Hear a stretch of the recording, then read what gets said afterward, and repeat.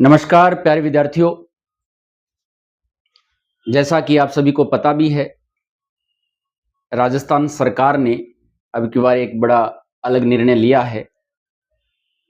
1 अप्रैल से नया सेशन शुरू करने पर सरकार कार्य कर रही है।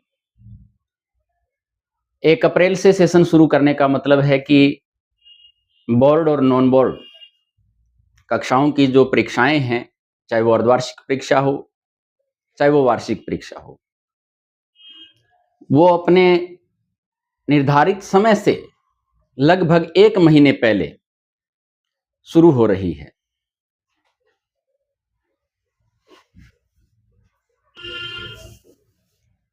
अगर हम बात करें टाइम टेबल का, तो गवर्नमेंट ने टाइम टेबल माध्यमिक शिक्षा बोर्ड के द्वारा जारी हो गया है।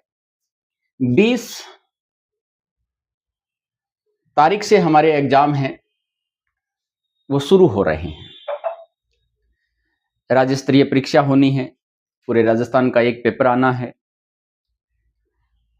तो पूरे राजस्थान का एक टाइम टेबल, समस्त जिलों का एक टाइम टेबल रहने वाला है।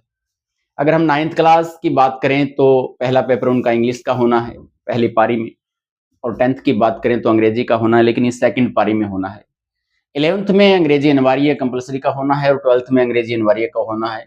ये दोनों एग्जाम, ये चारों ही कक्षाओं में जो अंग्रेजी का पेपर होना है ये 20 तारीख को होना है। 20 नवंबर से हमारी परीक्षाएं हैं वो शुरू हो रही है।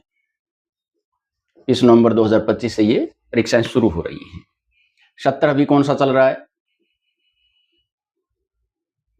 2025-26 का ये सेशन चल रहा है।